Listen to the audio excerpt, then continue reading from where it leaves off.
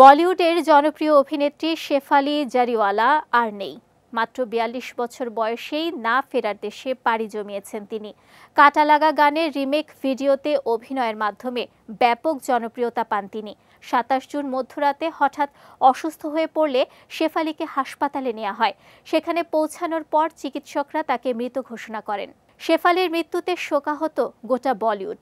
শোক প্রকাশ করছেন তার ভক্ত অনুরাগীরাও। বাংলাদেশের অনুরাগীদের মাঝেও নেমে এসেছে শোকের ছায়া। জনপ্রিয় অভিনেতা ও মডেল নীরব হোসেনও শোক প্রকাশ করেছেন। শেফালির মৃত্যুর খবর ছড়াতেই তার সঙ্গে ফ্রেমবন্দি হওয়া একটি স্থিরচিত্র সামাজিক মাধ্যমে শেয়ার করেছেন অভিনেতা। ছবিটি শেয়ার করে তিনি লিখেছেন, বিশ্বাস করতে পারছি না, শেফালি জারিওয়ালা আর নেই।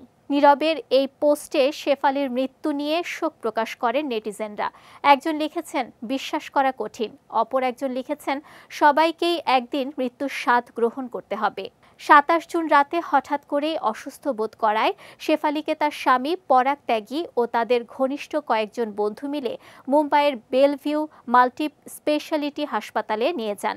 তাকে জরুরি বিভাগে নিয়ে যাওয়া হলে চিকিৎসকরা জানান তিনি হাসপাতালে পৌঁছানোর আগেই প্রাণ হারিয়েছেন।